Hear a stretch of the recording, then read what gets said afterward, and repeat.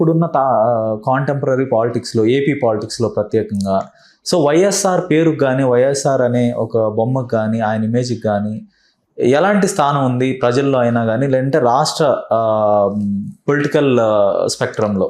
అంటే లిబరలైజ్డ్ ఎకానమీలో జనాలకి కొంత మేలు చేసేటువంటి కొన్ని కార్యక్రమాలు ఆయన వైపు నుంచి జరిగాయి. ఓకే. అంటే అది ఫీజు రీఎంబర్స్మెంట్ కావచ్చు, ఆరోగ్యశ్రీ కావచ్చు. దీన్ని ఎలాగూ మనం కాదనలేము, మన శక్తి సరిపోదు అనేది తెలుసు ఆయనకి. అంటే మార్కెట్ ఎకానమీలో విద్య, వైద్యం ఈ రెండు ప్రైవేట్ సెక్టార్కి వెళ్ళిపోతే జనాలు సర్వనాశనం అయిపోతారు. ఈ సర్వనాశనం అయిపోయే వాళ్ళకి ఏదో ఒక ఆలంబన ఇవ్వటం ద్వారా పొలిటికల్ మైలేజ్ పొందొచ్చు అనేదే వ్యూహం. అంతిమంగా తన లాభమే. అందుకోసం ఆయన డిజైన్ చేసిన స్కీమ్స్ ఆ రెండు. ఓకే. అది ఫీజు రీఎంబర్స్మెంట్ కావచ్చు, లేకపోతే ఆరోగ్యశ్రీ కావచ్చు. తీవ్రమైన విమర్శలు ఉన్నాయి. నువ్వెందుకు గవర్నమెంట్ హాస్పిటల్స్ ని స్ట్రెంగ్థెన్ చేయొచ్చు కదా, ఈ డబ్బులతో ఎందుకు ప్రైవేట్ హాస్పిటల్కి ఇస్తున్నావు అని. ప్రైవేట్ హాస్పిటల్స్ ని ఎంకరేజ్ చేయటం అనేది స్కీమ్. నిన్నే కదా ఆయన రేవంత్ రెడ్డి గారు తెలంగాణలో కొన్ని వేల స్కూళ్ళు ఎత్తేస్తున్నామని చెప్పాడు. ఉపాధ్యాయుల మీద నెపమేసి స్కూళ్ళు తీసేస్తాను అంటున్నాడు ఆయన. అవసరమైతే 10 గ్రామాలకు ఒక స్కూల్ పెట్టి బస్సులు తిప్పుతాను అంటున్నాడు ఇప్పుడు. ఇదొక దుర్మార్గం. ఇలాంటి పరిస్థితి రాకుండా చూసుకోవటం కోసం ఆయన ఆల్టర్నేటివ్ పెట్టి ఈ ఫీజు రీఎంబర్స్మెంట్ మనం ఒక ఏరియా వదిలిపెట్టేస్తాం వాళ్ళకి, వదిలిపెట్టిన ఏరియాలో మనం డబ్బులు పెడదాం. వీళ్ళు ఇచ్చిన డబ్బులే, వీళ్ళు ఇచ్చిన పన్నులే వాళ్ళకి ఇస్తారు మళ్ళీ, అంతకు మించి ఏమీ కాదు. కానీ ఈ ఆర్గనైజ్ చేయటం, ఆరోగ్యశ్రీ మీరు వైద్యం పొందండి, ప్రభుత్వం డబ్బులు కడుతుంది. అంతకుముందు సీఎం రిలీఫ్ ఫండ్ కోసం దానికోసం కాగితాలు పట్టుకు తిరిగేవాళ్ళు. ఎక్కడి నుంచి పుట్టింది అది, ఎక్కడి నుంచి పుట్టించాడు అది అంటే చిన్నపిల్లలకి హార్ట్లో ప్రాబ్లమ్స్ వచ్చినప్పుడు ట్రీట్మెంట్ చేయడానికి ప్రాబ్లం అవుతుంది హాస్పిటల్స్లో అని మందా కృష్ణమాదికి వెళ్ళి గొడవపడ్డ రోజున ఆ నిర్ణయం తీసుకుని ప్రకటించాడు ఆయన. సో ఇది యుద్ధ వాతావరణానికి ఎడుతోంది, ఇది ప్రభుత్వానికి సీరియస్ అటాక్ అవుతుంది అనేది ఆ రోజు అర్థమైంది ఆయనకి.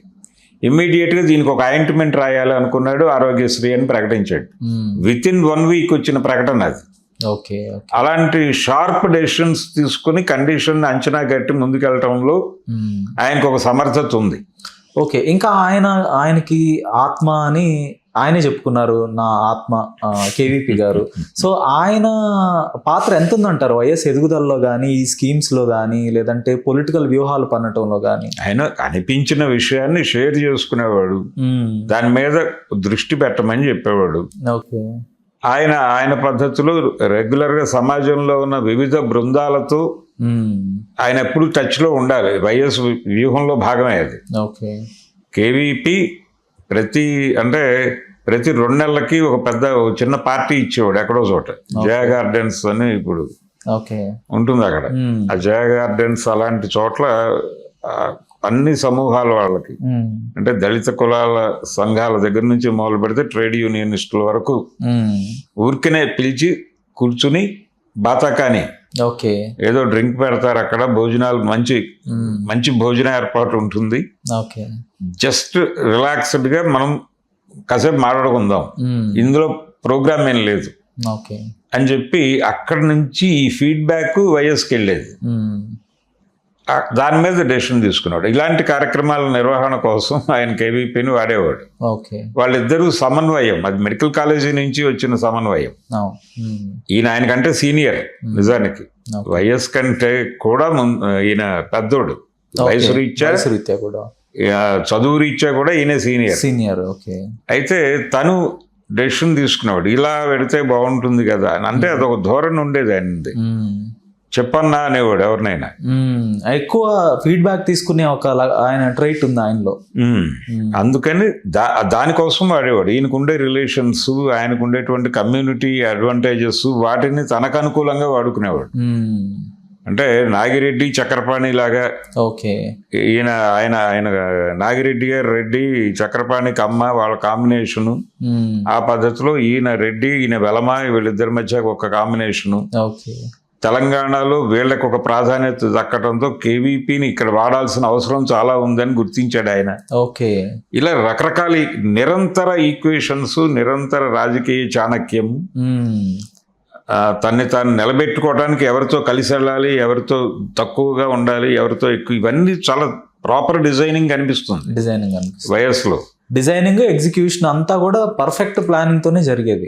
పర్ఫెక్ట్ ప్లానింగ్, ఎక్కడ డీవియేషన్ లేదు. కాకపోతే ఫ్యామిలీ వ్యవహారాలకు సంబంధించి కొంత ఆయన సఫర్ అయిన పరిస్థితులు, అంటే తన బ్రదర్స్ వాళ్ళని వాళ్ళ సపోర్ట్ తీసుకోవటము, వాళ్ళని నిలబెట్టటము, ప్యారలల్ గా తన కొడుకు వాళ్ళకి ఇబ్బందిగా మారకూడదు అనేటువంటి వాతావరణము అయినప్పటికీ మారారు.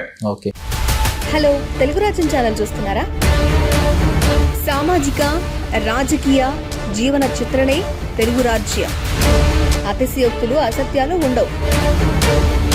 రాజకీయ కోణం కాదు, ప్రజా కోణమే కొలబద్ద. తెలుగు రాజ్యం వీక్షణ మీ ఉత్తమ అభిరుచికి నిదర్శనం.